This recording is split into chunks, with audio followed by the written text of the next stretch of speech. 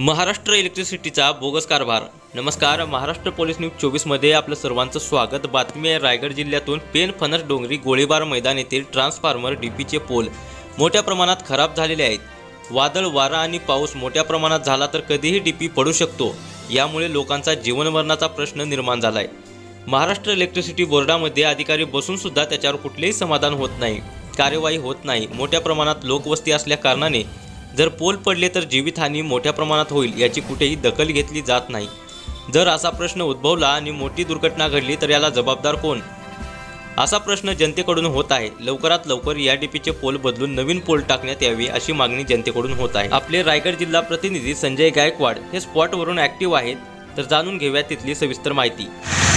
नमस्कार, मी रायगड जिल्हा प्रतिनिधी महाराष्ट्र पोलीस न्यूज 24। आज आपण पेन फणस डोंगरी गोळीबार मैदान येथे आहोत।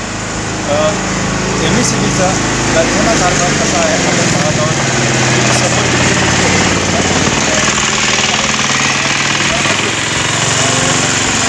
झालेलं आहे। वादळ, वारा, पाऊस जर जोरात प्रमाणात जर झाला तर ही डीपी पडू शकते आणि इथं असलेल्या जे मोठ्या प्रमाणात जीवितहानी होऊ शकते। MSCBला वारंवार तक्रार करताना सुद्धा इथं कोणीही लक्ष देत नाही आणि या अशा कारखाना कारभारामुळं जर ही तर मोठ्या प्रमाणात जर जीवितहानी जर झाली तर ह्याला सर्वस्व जबाबदार कोण असणार आहे। इथल्या स्थानिक नागरिकांनी अशी मोठ्या प्रमाणात कंप्लेंट केलेली आहे की ह्या डीपीचं जवळजवळ जे पोल खराब झालेले आहेत ते पोल आपण बघू शकता कशा पद्धतीने आहे।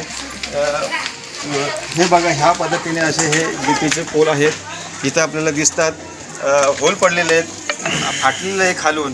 आणि हे पोल MSCBच्या सर्व वायरमॅन जी लोक आली होती त्यांना दाखवून सुद्धा याच्यावर कुठल्याही पद्धतीने कारवाई होत नाही किंवा काही ह्याच्यामध्ये नवीन गोष्टी घडत नाही आहेत। आज महाराष्ट्र पोलीस न्यूज 24 तर्फे मी रायगड जिल्हा प्रतिनिधी संजय गायकवाड।